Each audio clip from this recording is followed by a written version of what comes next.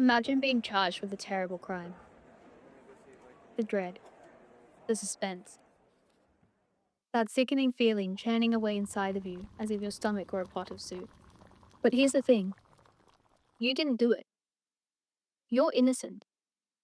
Since the 1960s, there have been 4 wrongful murder convictions overturned in WA alone. That's 4 people who were wrongly accused of murder, who served time or were executed, that have been found innocent. Hi, my name is Elsa, and you're listening to ECU Vanguard. Today, I'll be talking about wrongful convictions in the WA court system.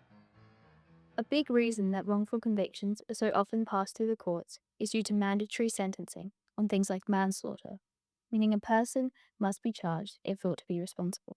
Jacob Macaulay is a third-year law student at UWA who is currently working with the WA Justice Association. There's the letter of the law. So reading the statute and what, based on the exact wording, would classify as a crime. And then you can look at the intent behind their actions of the defendant, right? So mandatory sentencing ensures that the person, even if they had no intent to kill someone, still gets charged for the actions that they did. In the sense that it doesn't really matter what your intentions are, but your actions are reflected in the law. Even after someone is proven innocent, they are still subject to the consequences of the trial. John Button and Daryl Beamish were both wrongfully convicted of murder in the 60s by police and served time in prison despite renowned serial killer Edgar Cook admitting to both murders. Estelle Blackburn is an investigative journalist who helped exonerate both John Button and Daryl Beamish. I rang this guy, Jim, his name was, to say, look, I can't come dancing tonight. A friend of mine's been framed by the police. He said over the phone, don't talk to me about the police framing people. They framed my brother and he did time in prison for a murder that Cook did. So I said, oh, well, look, let me meet your brother. If he's got anything in writing that I can have a look at to convince me, I will. So he then eventually took me to meet his brother, John Button.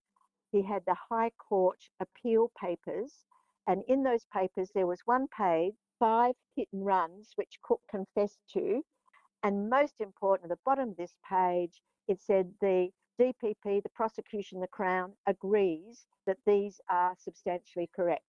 The conviction process for John Button lasted over a decade, even over 30 years after his conviction.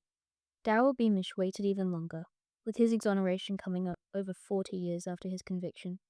So I started my investigation into Button when I was 42, and it took up pretty well my 40s. And then it was 10 years from the day that I first met John Button that he was exonerated. Then the same legal team I got to work for Button went on and did Beamish after 39 years after his conviction for John Button and 44 years after his conviction for Daryl Beamish. These convictions had massive effects on the families of John Button and Daryl Beamish, with Beamish's carer, his sister, initially refusing Estelle's help. They'd lost a combined 7 appeals before, and when I rang her saying, look, I'm looking into the Button case with a view to seeing if I can prove he's innocent, and they said, no, we don't want you to do that for us. Our mother's been through 5 appeals. She's 80 and we couldn't put her through that stress again. We don't want you to even mention his name. But once the book was out and we'd won a new appeal, that same sister rang me. I had no idea your book would be so well researched, so sensitively written and taken so seriously by the government. Will you help us too? These injustices, most of all, carried the heaviest fallout for Button and Beamish themselves, who carried the weight of murder convictions over their heads for decades. John Button's mother died in England, and because he was a convicted murderer, he had to go to extra lengths to get a passport, and he couldn't do that before his mother died, so he missed his mother's death in England. The day that the court brought down the yes, we grant this appeal, we exonerate Daryl Beamish. His wife, she'd married and had two daughters. One of those daughters was getting married in New Zealand, and his wife went off to New Zealand for her daughter's wedding, but Daryl Beamish couldn't go because he had a murder conviction.